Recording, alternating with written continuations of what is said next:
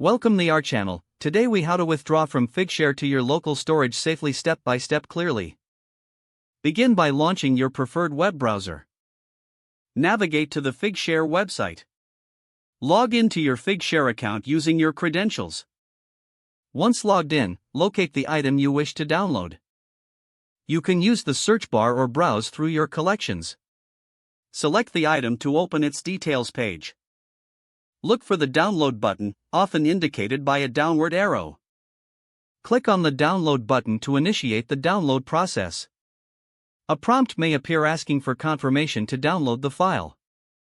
Confirm the download to proceed. Your browser will begin downloading the file to your local storage. Depending on your browser settings, you may be able to choose the download location. If prompted, select your desired folder for saving the file.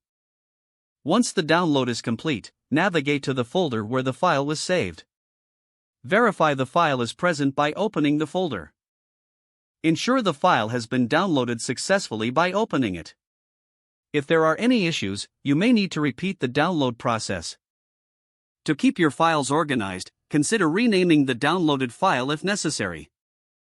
Now your file from Figshare is safely stored in your local storage. If the page does not load, refresh the browser or try again in a private or incognito window. Make sure you are using the correct email address, then retype it carefully to avoid small typos. If your password is not accepted, use the reset option and create a new strong password you can remember. Check your spam folder for verification or security emails, then complete any requested confirmation steps. Enable two-factor authentication if available to improve account security and reduce unauthorized access risk. After signing in, review your profile details so your contact information and settings are accurate and current. If you see an error message, note it down and try again after restarting your device and internet connection.